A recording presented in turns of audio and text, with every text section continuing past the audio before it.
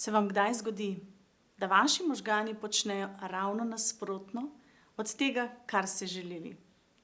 Recimo, se vam kdaj zgodi, da naredite napad na torto, čeprav ste rekli, da si ne boste odrezali niti koščka več? Danes bi vam rada razložila, kaj se pravzaprav zgodi.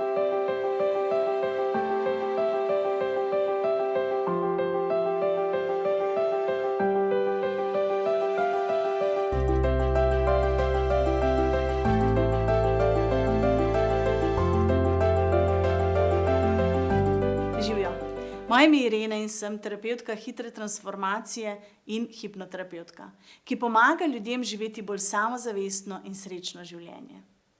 Danes vam bi želela pomagati narediti premik v vašem umu, da boste dosegli, kar si želite. Veste, da ne razume negativnih ukazov, saj je podzavest tista, ki ima vajeti v rokah. In tu nastane ta problem. Naša podzavest namreč ne razume negativnih ukazov.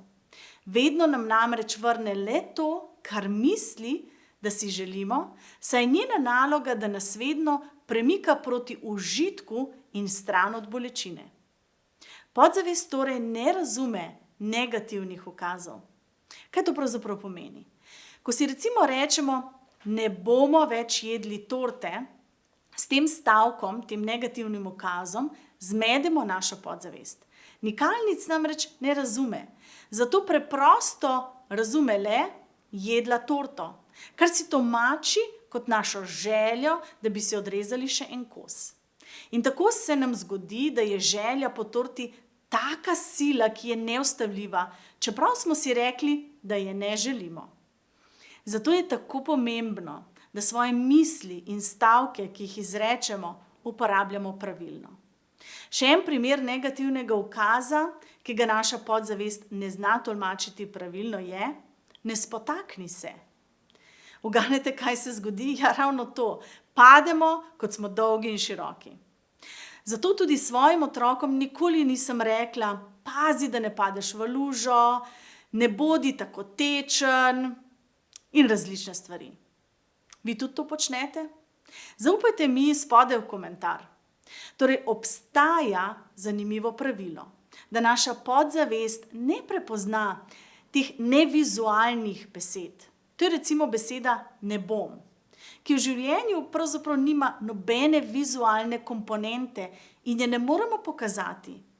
Zato naša podzavest sliši le besedo pasti, luža, ki jo lahko dejansko vizualno vidimo. Ravno zato je potrebno, da svojih misli ne oblikujemo v stavki, kot so: ne želim biti reven, ne želim se več matrati, ne želim biti več osamljen, ne želim biti več neuspešen.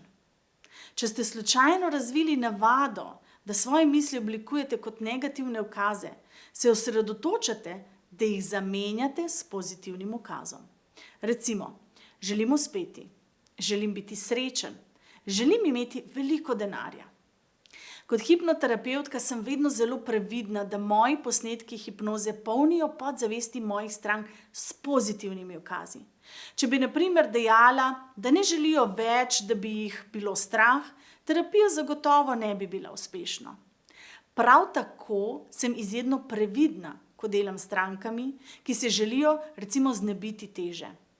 Pozor, rekla sem znebiti teže, ne izgubiti, saj naša podzavest besedo izgubiti prepozna kot zelo negativno, kot nekaj, kar nam bo povzročilo veliko bolečine.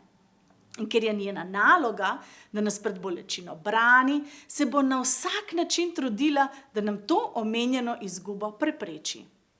Malo razmislimo o tem. Beseda izguba ima dejansko v našem življenju resnično negativen pomen.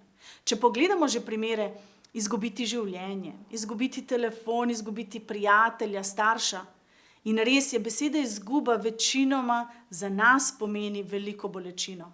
Zato se naša podzavest potrudi, da nam vsakršno izgubo prepreči.